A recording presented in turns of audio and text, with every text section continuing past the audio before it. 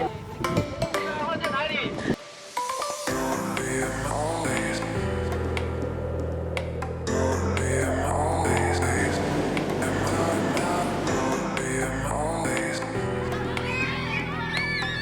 guys, Leslie here from the 7 Wayfinders. If you've never been introduced to our channel before or never seen any of our videos, we are traveling around the world full-time with our 5 kids. Make sure to check out some of our other videos. Today we're coming at you with another one of our tips and tricks before you go. Okay, we're going to talk about Asia. Asia in general. This is a super broad topic, but most people that I know genuinely haven't ever been to Asia. It's super far away from the United States and the flight is really, really long. So unless you've had business or specific vacation take you to Asia, it's quite possible that you've never been there. When we started traveling full-time and we're planning out our itinerary, I'll be honest, I didn't want to go to Asia at all. I had really no inclination to go to Asia. So I think Asia is one of those things where you're either like really inclined to go or you're kind of like, I could leave it on the table. It really doesn't mean that much to me. And I was definitely part of the latter group. However, having spent 7 months there, I'm super, super glad we went. I am currently in Portugal because we have now moved our family to Europe and we are talking about our time in Asia after we've completed all of our 7 months. So I wanted to come at you with just some things that you should know, hopefully to reduce some anxiety maybe about traveling to Asia if you've never been, because Asia holds some amazing wonders of the world. Not just some of the classics, but just really things that you're not going to see anywhere else and cultural experiences that you should experience in your lifetime.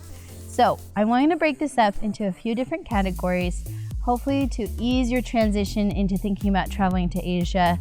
We have lots of other tips and tricks videos, some about how to visit specific places in Asia too. So make sure you subscribe, like the video, hit the bell so that you get our videos as they come out weekly. First, I want to talk about language barrier. We get a lot of frequently asked questions, one of them mostly being, how can you afford to travel full-time? Well, guess what? That's another video. So make sure to check that out on our channel. One of the biggest questions I get though, outside of dealing with our family and our 5 children, is what about the language barrier? It seems really intimidating, and I agree. It seemed very intimidating to me too before we left. I will tell you, it is not hard at all. There were some specific places in Asia that were slightly more challenging than others, but as a whole, people who are in the tourism industry in Asia speak English. English, turns out, is a common language for many different parts of the world. So if people are coming from Europe, a lot of the times the common language between Europe and Asia is English. So you'd really be surprised. The English is amazing. We're super lucky, those of us who are English speakers naturally, because it is very universal. I would say, because we're already in Europe, that the language barrier here in Portugal has been way higher than it ever was in Asia. Really and truly, I want to ease all of your concerns there. Anyone who works in the tourism industry is going to have basic English. I'm talking taxi drivers, tuk-tuk drivers, hotel people, bellboys, restaurateurs. I mean, seriously, they all have basic English, if not very good English. So that's the first thing to know. Second, Google Translate is our best friend. Make sure before you travel anywhere internationally that you have downloaded Google Translate. It's a specific app that can go on your smartphone, and you have downloaded the language that you're going to be experiencing, because they have tons and tons of languages, but that doesn't mean you're going to have data or cell or Wi-Fi in order to download it on the go. So, for example, knowing I was coming to Portugal, I downloaded Portuguese. That way I don't have to be connected to anything in order to use Google Translate. What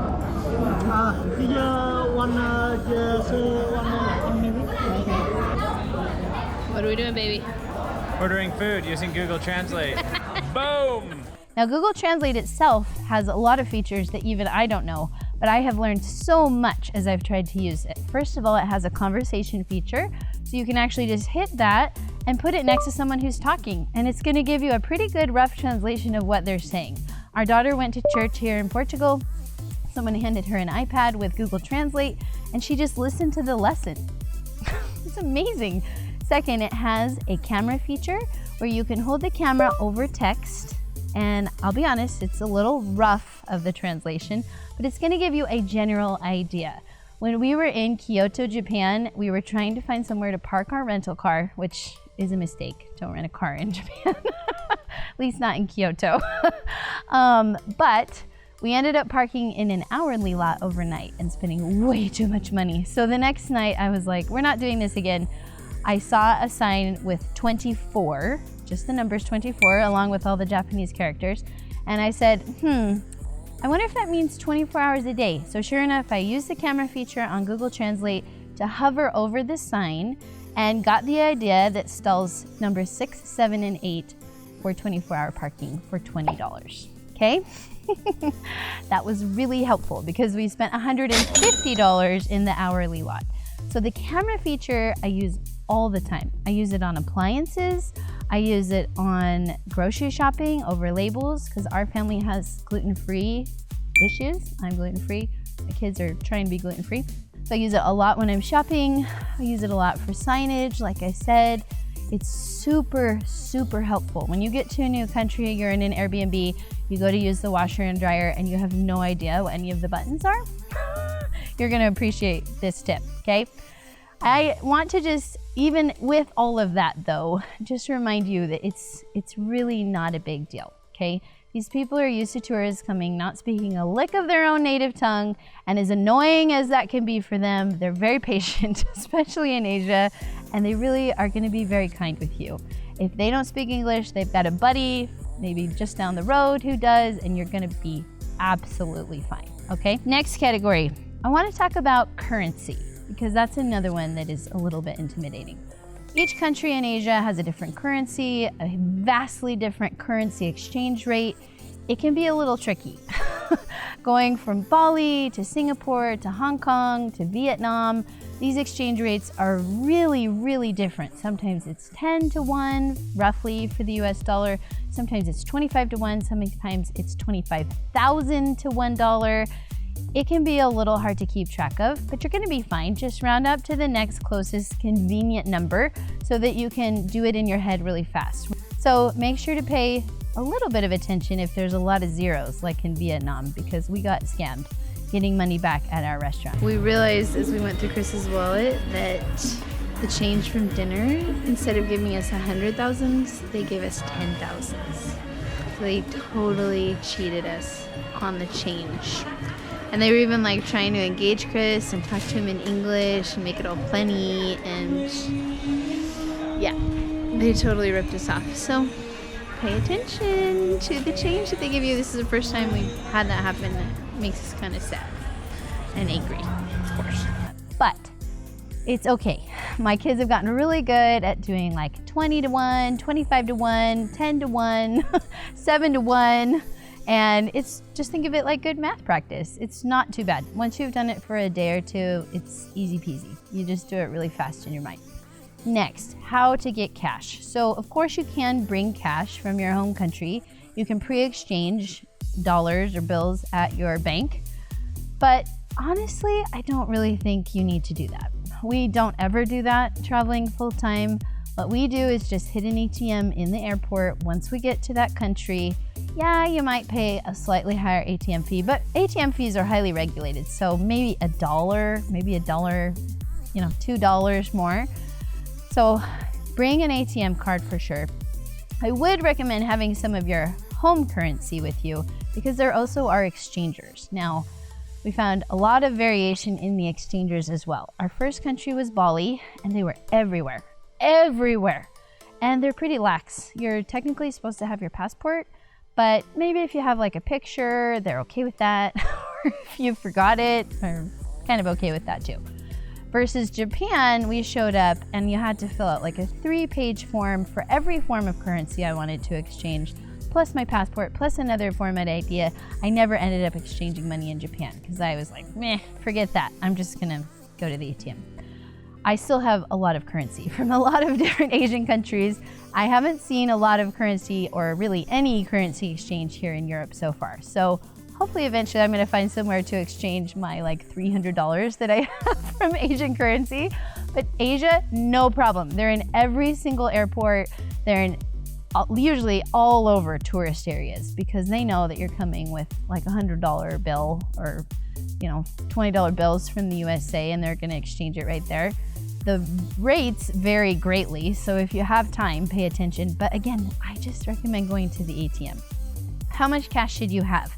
I usually try and have around $200 US equivalent. That's a little high because if you're gonna be pickpocketed, that's a good amount of money. But I always wanna have enough that, like, worst case scenario, we're stuck somewhere really far away, or really worst case scenario, we would have to get like a hotel room for a night. I always wanna have enough cash for that. That's my personal preference. I would say $100 is a good minimum US equivalent to have in their currency. And most of the time, depending on where you're going, if you're in Thailand, you can feed yourself for $2. It's gonna go a long way. You could probably do your whole trip for $200 US. Japan, that's not the case. But again, Japan's gonna accept a lot more credit cards too. That's my next thing. We exclusively use credit cards in the United States. We never carried cash. And that is really the complete opposite of Asia. Cash is king in Asia. Even in Japan, where they use a lot more credit than other Asian countries, people still pay in cash most of the time. Some countries have their own specific apps where you can load money on, like maybe they have a transportation card that works on the subway and the buses, and you can also use that almost like a credit card. So you'll see that a lot. Like WhatsApp is a text messaging app in Asia, and you can pay with WhatsApp, same with WeChat in China. But for the most part, you can still use your credit card in Japan and in China. I think that's kind of it. Everywhere else we use a lot of cash. Thailand, almost exclusively cash. When I went back to do our budget after staying there for 2 months, I input very, very little from our credit card sheet and did just ATM, ATM, ATM, ATM. Next thing you need to know, especially if you're gonna be traveling for a while like us, I didn't do this before we left, make sure you check on your ATM fees.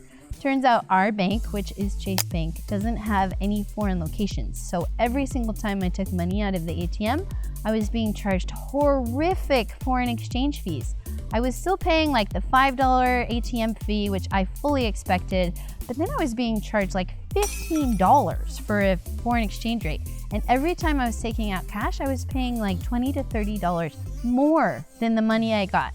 So make sure you check that out. I now have a card from Charles Schwab, which turns out to be the best for foreign ATMs because they don't charge any fees at all. So check that out, especially if you're gonna be traveling for a while and you're gonna be using the ATM a lot, which if you're going to Thailand and you don't bring any cash with you, you're gonna be going to the ATM a few times, okay? Next, let's talk about food. We have a totally different video on our favorite foods from Asia because let's face it, we are foodies. We have a whole Instagram channel devoted to all of our favorite foods around the world. Check out the Hungry Wayfinder if you're interested.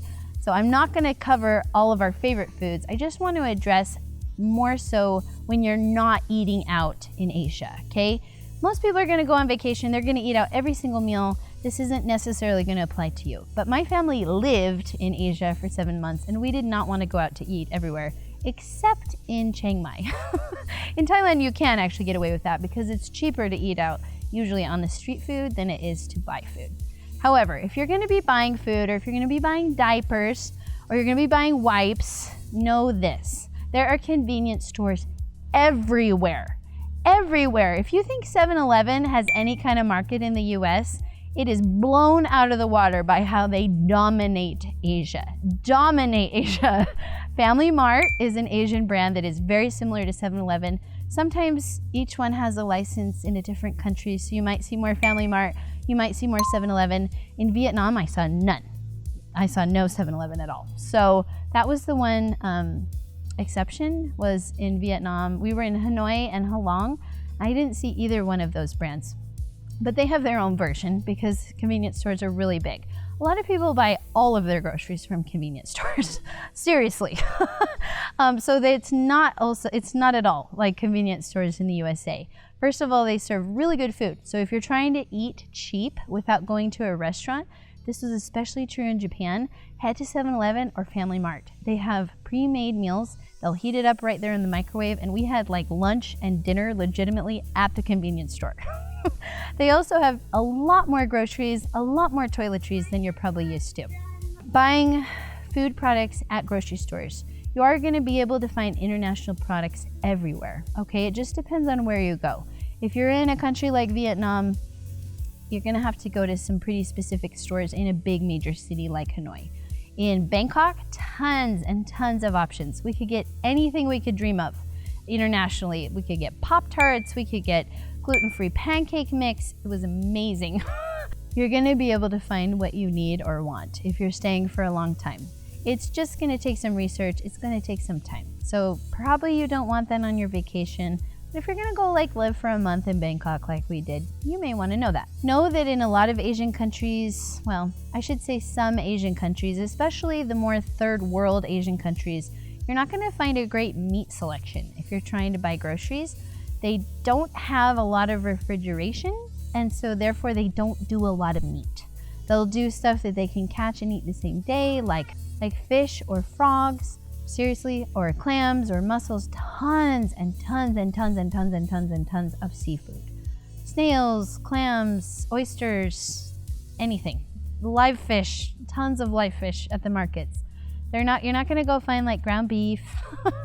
You're not going to find, your boneless, skinless chicken breast. So you are going to have to think and cook a little differently if you're trying to cook in Asia. They also don't do very much cheese at all, okay?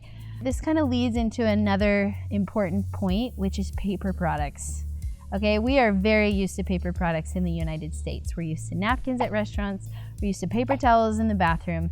We're used to tampons at the grocery store. These things don't exist that much in Asia, if at all. Most bathrooms are never, ever going to have paper towels. It's very rare. You can always find Kleenexes, and often they will substitute these for napkins and paper towels, which is not a really good substitute. So know this about paper products. If you're going, ladies, and you want to have tampons when you're in Asia, you're going to have to bring them. They really are so hard to find if they exist at all. I always just packed my own, and I had people replenish my stock when they came to visit me in Asia, okay? Okay, that leads us into bathrooms of Asia. Bathrooms are their own topic. Frankly, that could make a video just about bathrooms in Asia. You're gonna see such a wide variety depending on where you're going. We started in Bali. A lot of the times it was squatty potties. If you don't know what a squatty potty is, it's a hole in the ground with spots for your feet on each side, and you squat down and go to the bathroom. This is how pretty much all of Asia has grown up using the bathroom. They think the Western toilet is really, really weird a lot of the time. Okay, so Bali had Western toilets, anything that was touristy, but they have holes in the ground. Usually it's a septic system too, so you're not going to flush the toilet paper, or you may not have toilet paper. You pack your own, always pack your own if you're worried about this. We saw some really nasty stuff in Bali. Hong Kong, Western toilets, and squatty potties. Anything to do with China, there's going to be a lot more squatty potties than there are Western, but there usually are Western for like elderly people or babies, okay? So if it's a big deal, you just wait in line for the Western toilet. But there's no toilet paper whatsoever in China. I finally asked one of our tour guides, I'm like, how in this country do you never have toilet paper? And she said, we have billions of people. People would just take it. I said, really? They would come and take the toilet paper? She said, oh yeah, they would just take it home. So they just don't stock it. It's just never there. You need to know that. Sometimes there's a vending machine that you can buy toilet paper, but more often than not, I just use the baby wipe because a lot of the times you don't flush it anyway. Thailand, you're not supposed to flush your toilet paper at all, okay? A lot of people in the hotels don't know that, don't care. They do it anyway. It causes major havoc on their plumbing systems. I'm totally guilty of that because I didn't know that when we showed up to Bangkok.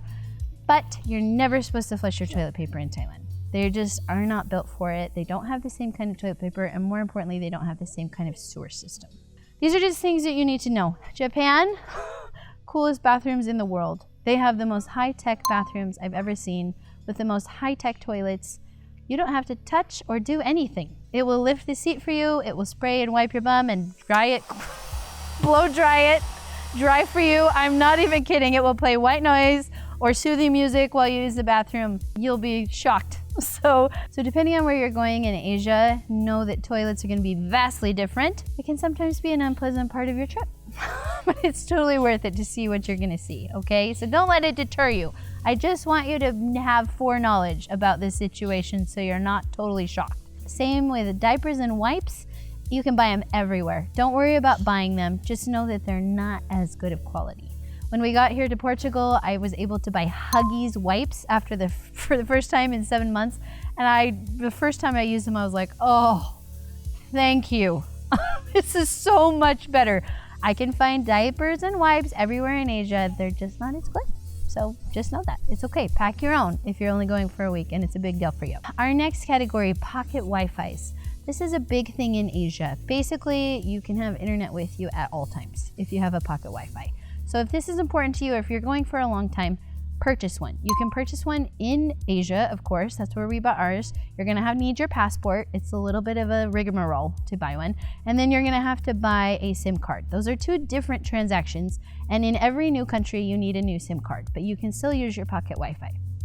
This will be essential if you need to use Google Maps or anything else during your trip.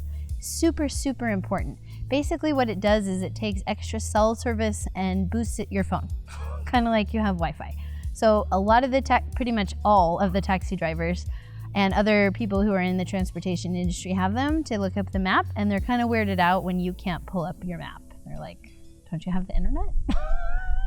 At first I was like, what are you talking about? No, I'm just trying to use my cell phone. So pocket Wi-Fi, big one. Look it up if you need to do work. Like in Japan, Chris had to do work exclusively on pocket Wi-Fi. So they can be really fast. The ones that we had in Japan were amazing. But sometimes they have data limits too. So anyway, if that's something important to you, make sure you do your research. Transportation. This is another big category. We did not have a car at all in Asia, except for one weekend when we drove to Kyoto, and I've already told you that was a mistake. So don't worry about having a car. I really wouldn't recommend it. I mean, if you're going into outside of the big cities, then yes, make sure you rent a car. But if you're in the big cities of Asia, Hong Kong, Singapore, Taipei, Bangkok, Osaka, Tokyo, you do not need a car. In fact, it's way better not to have a car. Taxis are plentiful. Make sure you get one with a meter, depending on where you're going, especially in Thailand.